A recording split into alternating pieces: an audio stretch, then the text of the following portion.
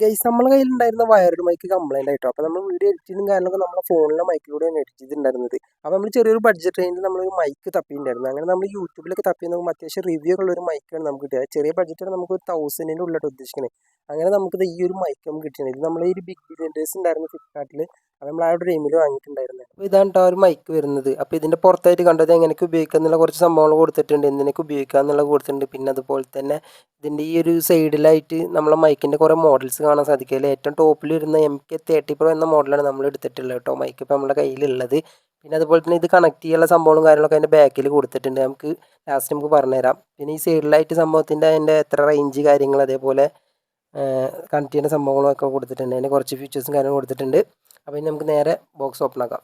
Box open ആക്കുമ്പോൾ തന്നെ കണ്ടോ ഇതുപോലെ വരുന്നത്, നല്ലൊരു കവറിലൊക്കെ പാക്ക് ചെയ്തിട്ട് അതിമനോഹരമായിട്ടൊക്കെ നമ്മളൊരു മൈക്കിൻ്റെ ഒരു ലൈക്ക് നമുക്ക് കിട്ടിയിട്ടുണ്ട്. ഈ ലൈക്കിൽ എന്തൊക്കെയാണ് അവർ കുറേ നമുക്ക് ഇത് വാങ്ങിയുള്ള കുറേ സന്തോഷമൊക്കെ അതിൽ എഴുതി അറിയിച്ചിട്ടുണ്ട്.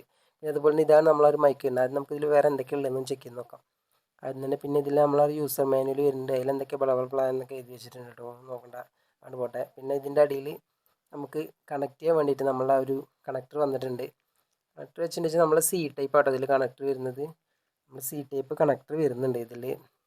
പിന്നെ നമുക്ക് ഇനി എന്തായാലും നമുക്ക് പിന്നെ അതുപോലെ തന്നെ നമ്മൾ ഐഫോണിലേക്ക് നമുക്ക് കണക്ട് ചെയ്യാൻ വേണ്ടിയിട്ട് ഇതിന് നമ്മളെ ഈ ഒരു കണക്ടർ വന്നിട്ടുണ്ട്. ഐഫോൺ കണക്ട് ചെയ്യാൻ വേണ്ടിയിട്ട് കണക്ടർ, അതായത് ഇതിന് നമ്മളെ മൈക്കിൽ ആ ഒരു റിസീവറിൽ വരുന്നത് നമ്മളെ C ടൈപ്പ് ആയതുകൊണ്ട് നമുക്കത് ഐഫോൺ കണക്ട് ചെയ്യുമ്പോൾ നമുക്ക് ഈ ഒരു കണക്ടർ വെച്ചിട്ട് വേണം നമ്മൾ കണക്ട് ചെയ്യാൻ. ഇതാണ് അതിൻ്റെ ആ ഒരു ചാർജിങ് കേസ് വരുന്നത് കേട്ടോ. അപ്പോൾ ഇത് നമ്മളെ എയർ ഡ്രോപ്പിൻ്റെ അതേപോലെ ഉണ്ടല്ലോ അല്ലേ, ഏകദേശം ഒരേപോലെയൊക്കെ ഉണ്ടല്ലോ ഇതിൻ്റെ ഓപ്പണിങ് കാര്യങ്ങളൊക്കെ. അപ്പോൾ ഇതാണ് നമ്മളെടുത്തുള്ള ബോട്ടിൻ്റെ എയർ ഡ്രോപ്പ്. അപ്പോൾ അതുകൊണ്ട് പോട്ടെ, ഓക്കെ.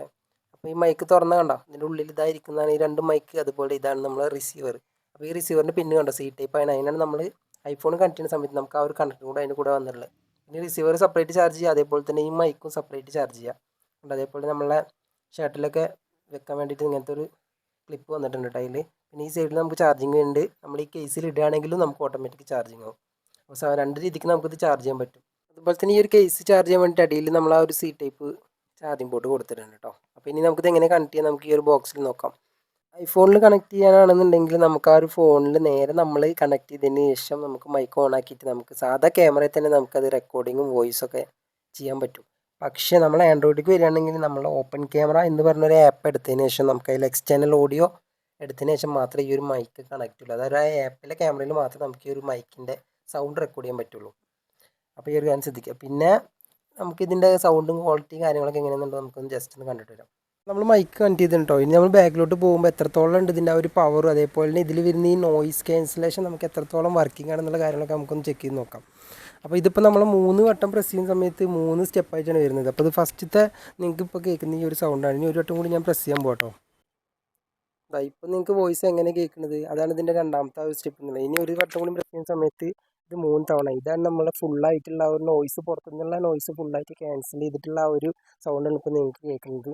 അപ്പോൾ എങ്ങനെയുണ്ട് ഇതിൻ്റെ ക്വാളിറ്റി കാര്യങ്ങളൊക്കെ നിങ്ങൾ അടിയിൽ കമൻറ്റ് ചെയ്യാൻ മറക്കരുത്. മറ്റൊരു വീഡിയോ ആയിട്ട് കാണാം.